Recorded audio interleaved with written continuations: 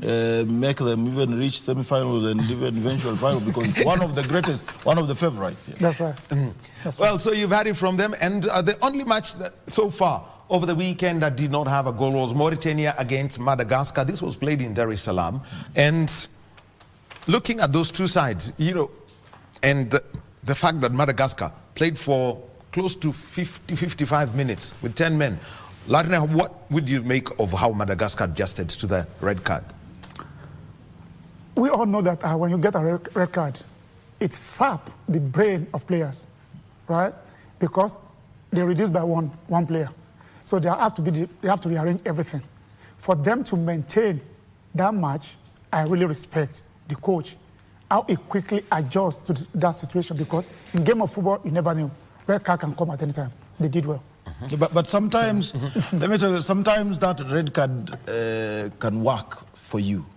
Because again, it motivates every player. And I always tell even my players, when we get a red card, remember, now you have 2 roles each. You have to become 20 of you on the pitch, because you have to cover someone somewhere every time.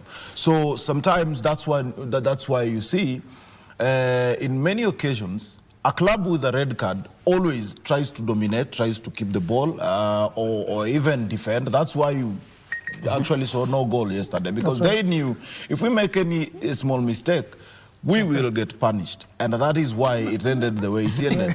And sometimes you keep Hatika, you score, and the game ends. And I'll say, that's true. I mean, we can refer to Italia 90 when Cameroon got 2 red cards in the opening game, but eventually won against Argentina. That's right. Yeah. That's right. Yeah, it happens. Yeah, it's actually encourage players to put extra effort. You know, you lose the ball, you go for it.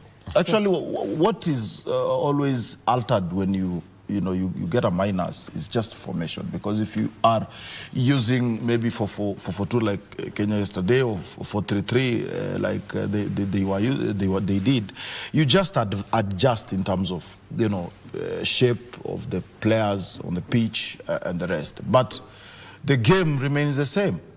And actually, your players now have to overwork and do in quotes some of the roles that they have. So I think you just have to be smart, and when you are consistent in your plan, you get the results you want, and you might actually outshine the one with the 11 players. Yeah. All right. Yes, I know we'll be heading over to Uganda about Group C's. We'll be speaking with Ugandan journalist Darren Alan Cheyune on Zoom. So I know Brad is getting to fix that so we can get to know the whole feel of what's going to be happening at the Mandela National Stadium in Kampala today.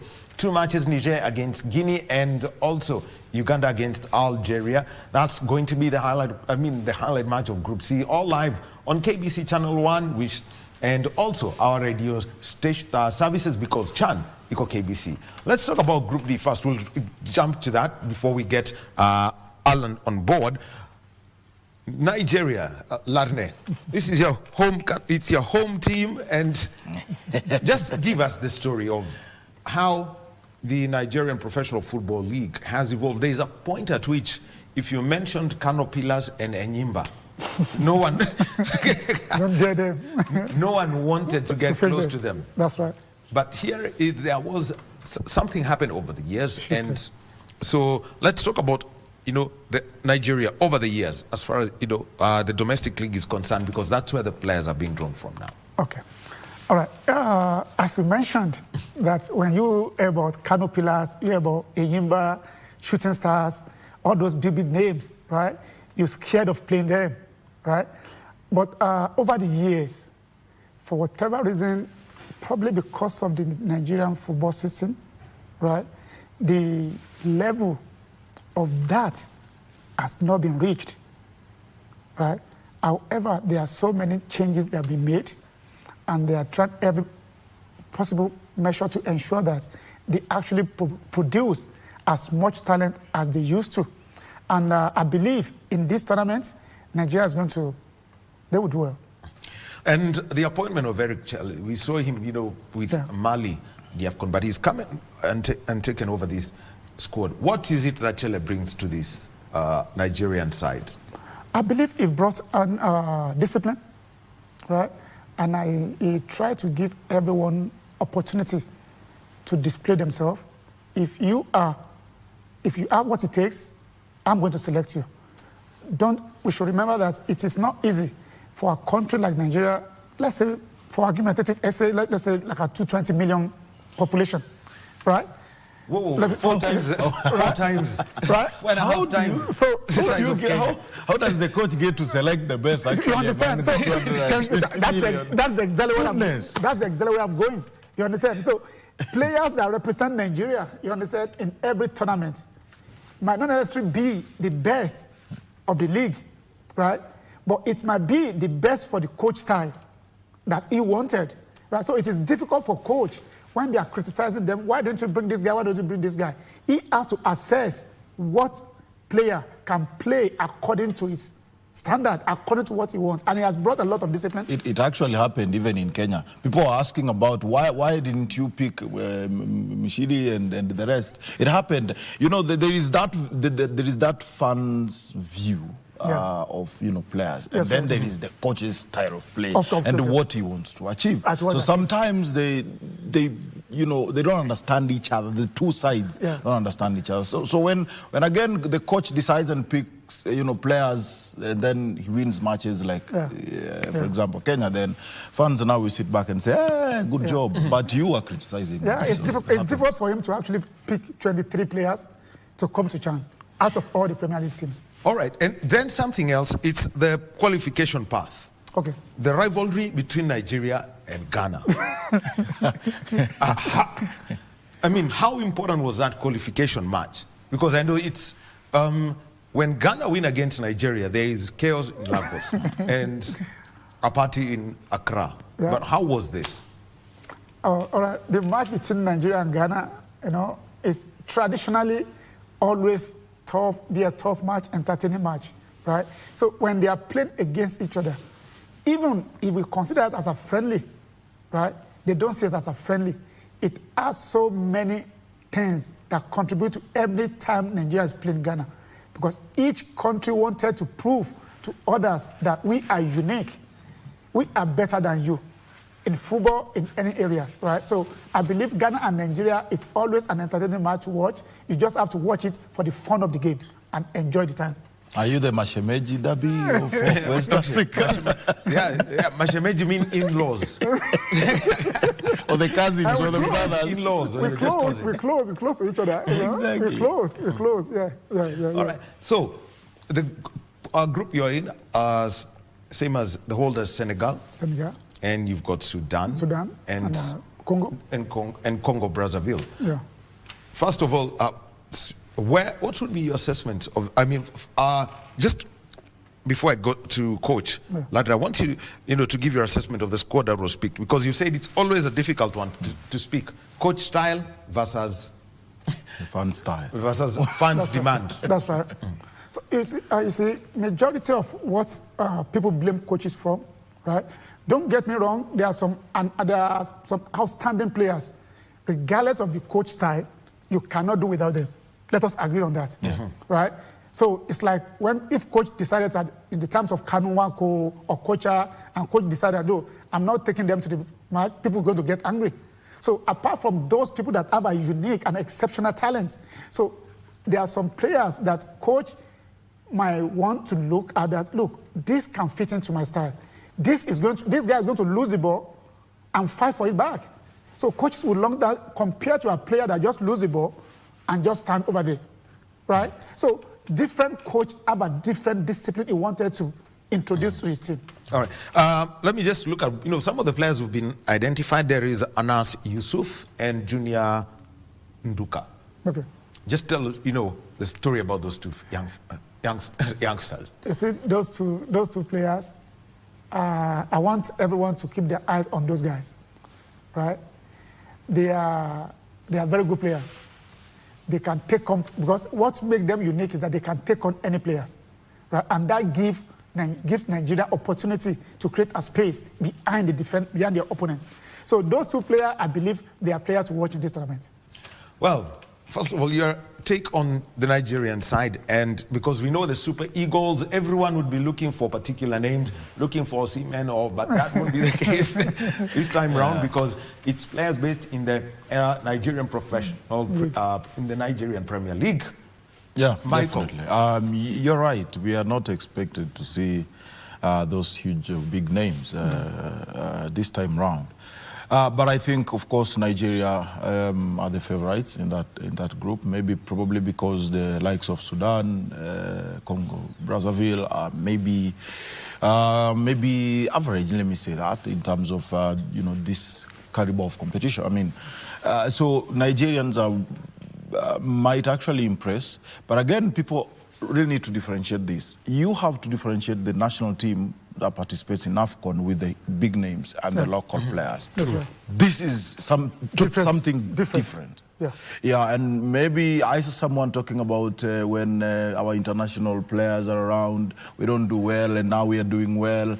And this is something that might apply even to other countries. You've watched Tanzania. They don't have super, players who are playing abroad, but when it comes to the local ones, they are doing well. So yes, Nigerians are the favorite in that group, but something might happen, something might go wrong because of the impression, first of all. But again, as a name, as a country, as Nigeria, when you are facing a number one in the league, there's always that thing, so psychologically you are destabilized. So that might happen, and I think that is what might drive Nigeria to great heights. Well, but when you talk about that, you also have got the defending champions in this pool, Senegal. And you see, they pulled it off against Algeria when Algeria hosted the last tournament. Someone might say, of course, these are the two favorites because two of every group will now proceed to the quarters. So it might be automatic, and that's why I was saying something might, some clubs, some teams might surprise because if you are told to pick the top two, of course, it's Nigeria and Senegal. That's right. But something might happen. That's what I'm saying. The story of Senegal, going on to their title defense, but this time under new coach Souleymane Diallo, and that's a man who's got a story to tell by himself. One of the glory players of Senegal. How have you seen them, transition from Aliou Cissé's, stint at the helm of the national team for close to 8 years, because he was with the under-20 side, and now he's been promoted to this senior side. All right. I believe he is good for the job, right?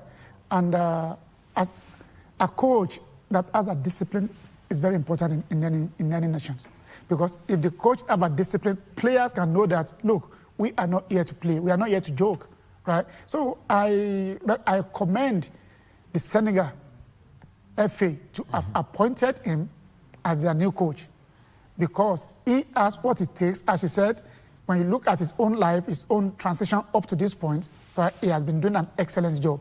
So I believe he is right for the job. Now, Banabi, let's also talk about Sudan. This is a country that is at war. But what have they done? They picked up their main clubs and they transitioned them, and they've been operating from Dar es Salaam and Kampala throughout that tournament. And now they have got a pedigree coach, Kwesi Appiah. That's a name when you hear, it comes with some respect of its own. You can tremble just because of the name of the coach. But let's see, what's the story you could tell of Kwesi Appiah and how he's got to handle the Sudanese side, where he's basically picking players from 3-4 clubs overall? All right, I can tell you that probably it is more easier for him to pick up players from 3-4 clubs than a team like Senegal or Nigeria that has almost players all over the places.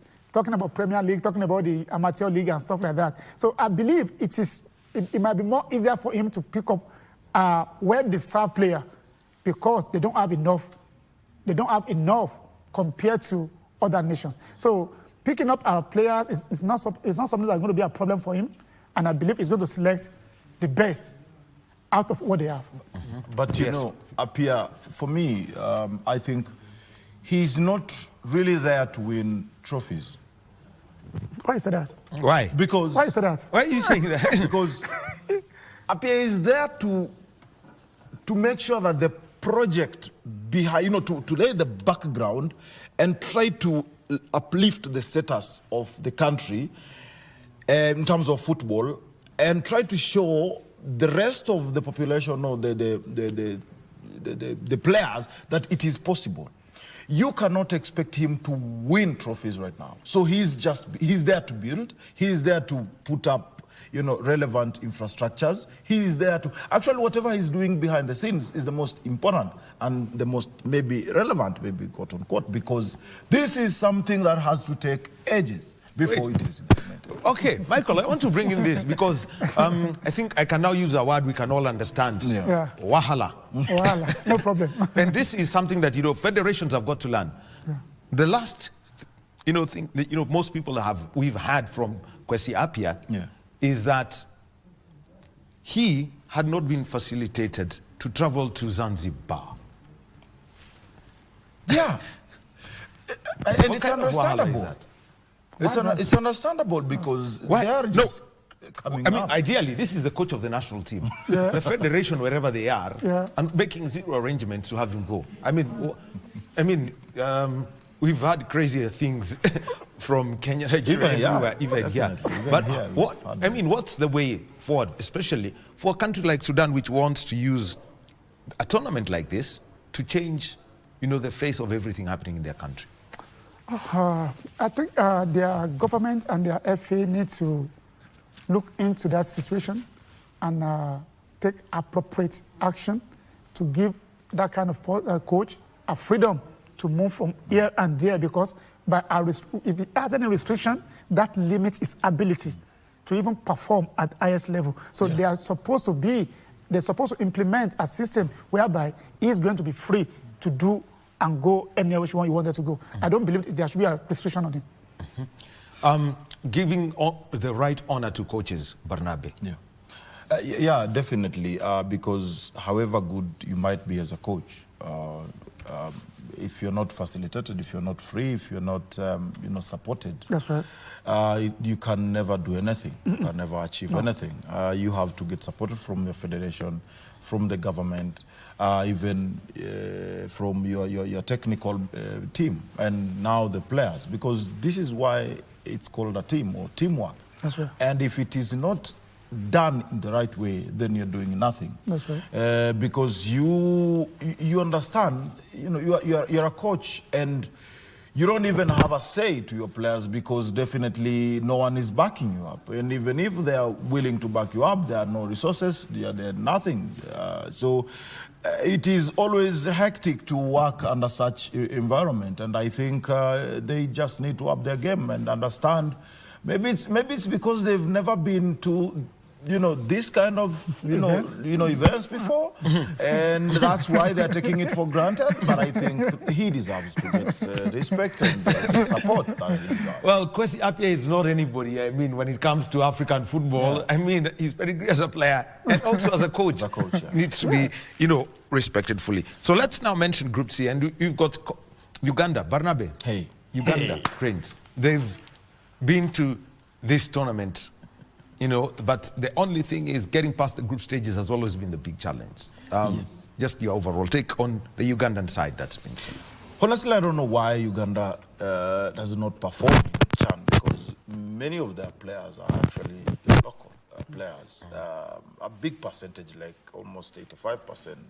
So I think also the issue of coaches, like I can give you an example. We are talking of Appiah working there. We are talking about McCarthy in Kenya. We are talking about someone in Tanzania, who is Avram Grant in Zambia. Look at those names. That's right. But for Uganda, I think they just have a culture where they just want to do their things, in their own way. It is their strategy. It is their culture. But again, come on, open up. Try to welcome ideas and do things, because that is what is, pulling them back. That's right. Just try to be a team and not someone's team. But if we were to calm down and actually talk about this Ugandan side, as Kenyans, we would have to hold back a little bit, because For a team that has had 6 appearances at a CHAN, we can't be talking. But there are 6 appearances. Kenya. But again, Wahome, we are also we are talking about them being participants. They are not winning anything. They are not going past something. So what is going wrong? But overall, we are talking about the team selected. Yeah. And these are the local-based players. And we also know they've got the 12th man in Nambole always. A hard team to crack. True. How would you rate them?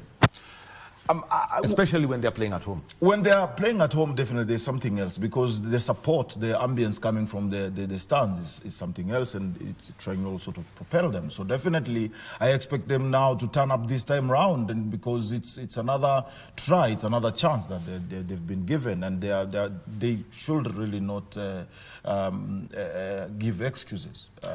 They deserve to do something better. Bafana Larne, because this is a country where if you take a look at an Africa Cup of Nations, they are able to provide 44 players to different nations. Basically, that's 2 squads. That's 2 squads of 23. You can pick your neighbor then and complete the squad. But South Africa also in this group, and you've got Algeria also. How do you rate this group as compared to Group A, where there's Kenya, Morocco, DRC, Zambia, Angola? Everyone's calling it the group of death. But now, here comes this other group. You've got Niger, Guinea also. Niger, Guinea, Algeria, Senegal, and Uganda in Group C. Is that, how tough is that group, getting out of it? All right. The group,